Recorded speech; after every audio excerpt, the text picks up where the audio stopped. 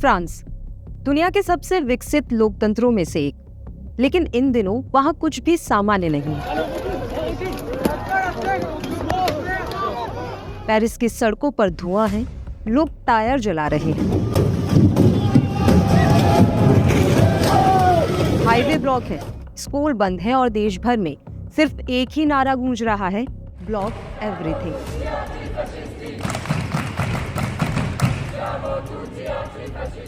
कोई एक नेता नहीं, कोई बड़ी पार्टी नहीं, फिर भी लाखों लोग एक साथ उठ खड़े हुए हैं।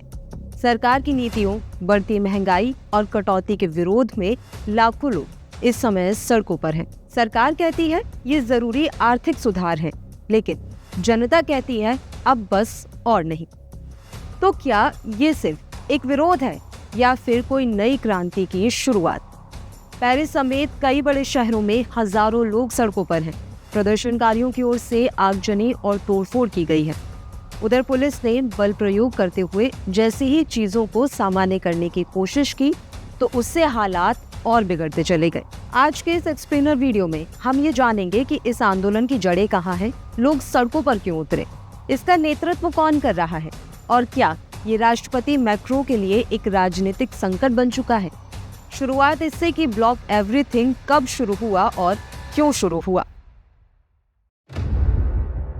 ब्लॉक एवरीथिंग यानी कि सब कुछ बंद करो आंदोलन ने पूरे फ्रांस को इस समय हिलाकर रख दिया है। इसकी शुरुआत मई 2025 में सोशल मीडिया पर हुई, लेकिन असली आग तब लगी जब प्रधानमंत्री फ्रांसवा बायरू ने बजट में 43.8 अरब यूरो की भारी कटौती का ऐलान कर दिया।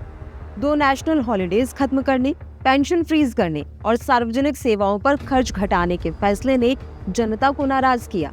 कोई नेता नहीं, कोई पार्टी नहीं, बस आम लोग, मजदूर, छात्र और कर्मचारी सब एकजुट हो गए।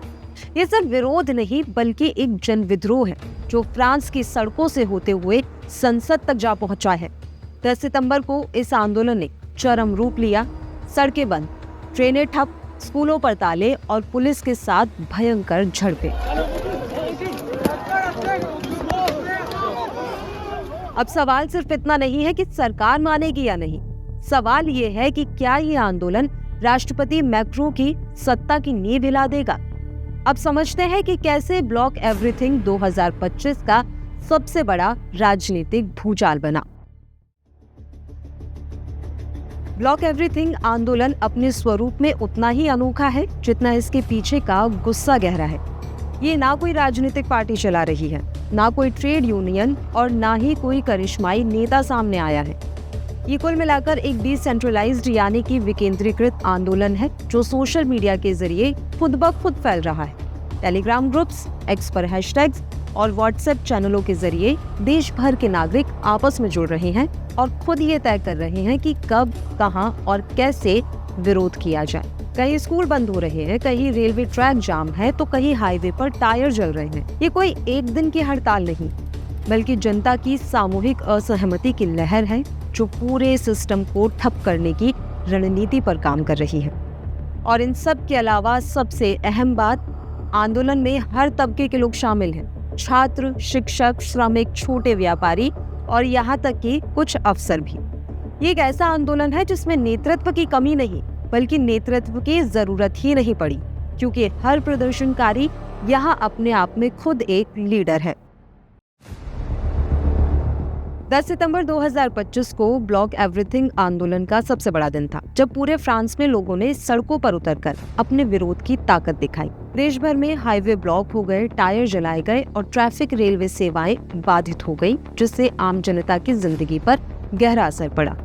सरकार ने इस विरोध को रोकने के लिए लगभग 80,000 सुरक्षा अधिकारियों को भी तैनात किया, जिनमें से 6,000 सिर्फ पेरिस में ही थे। इसी बीच संसद ने बजट प्रस्ताव के खिलाफ बढ़ते दबाव के चलते फ्रांसवा बायरू को नो कॉन्फिडेंस वोट से हटा दिया और नया प्रधानमंत्री सेबेस्टियन लेकोर्नू नियुक्त किए गए। विरोध के दौरान कई शहरों में लगभग 200 से 300 लोगों को गिरफ्तार भी किया गया। इस भारी अस्थिरता की वजह से स्कूल बंद रहे और सार्वजनिक परिवहन सेवाएं ठप हो गई, जिससे देशव्यापी परेशानी बढ़ती चली गई। हालांकि ये कोई पहला मौका नहीं है जब फ्रांस में इस तरह का कोई प्रदर्शन हुआ हो। इससे पहले 2018 में भी फ्रांस इसी तरह के प्रदर्शन से गुजर चुका है। इन दोनों के प्रदर्शनों की तुलना भी अब सोशल मीडिया पर जोरों पर है। ब्लॉक एवरीथिंग आंदोलन को फ्रांस के मशहूर येलो वेस्ट आंदोलन से जोड़ा जा रहा है, क्योंकि दोनों ही जनता की व्यापक नाराजगी का नतीजा है। येलो वेस्ट जो 2018 में शुरू हुआ था, ईंधन की कीमतों और आर्थिक असमानता के खिलाफ था, और इसमें भी आम लोग, खासकर कि मध्यम और निम्न वर्ग के नागरिक शामिल थे। ब्लॉक एवरीथिंग आंदोलन में भी आर्थिक नीतियों, विशेषकर पेंशन कटौती और सार्वजनिक सेवाओं पर बजट कटौती को लेकर इस समय गहरा विरोध जताया जा रहा है। लेकिन इसकी सबसे बड़ी खासियत है इसका डिसेंट्रलाइज्ड रूप, जहाँ कोई एक नेता या पार्टी नहीं है। जबकि येलो वेस्ट की अगर हम बात करें तो उस आंदोलन में कुछ संगठन और चेहरे उभरे थे। दोनों आंदोलनों में सड़कों पर बड़ी संख्या में लोग उतरते हैं, सरकार के खिलाफ उग्र प्रदर्शन होते हैं और राजनीतिक अस्थिरता पैदा होती है। लेकिन ब्लॉक एवरीथिंग ने येलो वेस्ट की तुलना में ज्यादा व्यापक स्तर पर पूरे देश में रोजमर्रा की जिंदगी को ठप करने की रणनीति अपनाई है, जो इसे और भी चुनौतीपूर्ण आंदोलन बनाता है।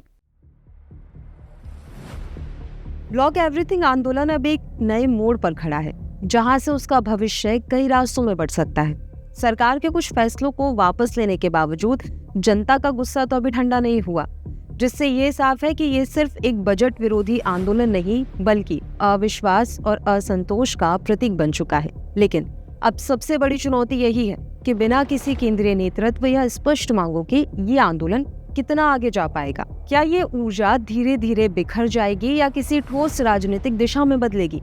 दूसरी ओर नई सरकार और सुरक्षा बल आंदोलन को दबाने की कोशिश भी कर सकते हैं, जिससे टकराव और भी ज्यादा गहराने का खतरा बना हुआ है। एक बड़ा सवाल ये भी है कि क्या ये आंदोलन फ्रांस की राजनीतिक व्यवस्था को बदलने की ताकत रखता है, या फिर ये भी येलो वेस्ट की तरह समय के साथ धीमा होता चला जाएगा। फिलहाल ये तो तय है कि ब्लॉक एवरीथिंग अब सिर्फ विरोध नहीं बल्कि एक टेस्ट केस बन चुका है, यानी कि आज के समय में आम जनता बिना नेता और पार्टी के सत्ता को कितनी दूर तक चुनौती दे सकती है। बहरहाल ब्लॉक एवरीथिंग सिर्फ एक विरोध नहीं है, बल्कि एक साफ मैसेज है कि आर्थिक न्याय, सामाजिक समानता और सरकारी जवाबदेही होनी ही चाहिए।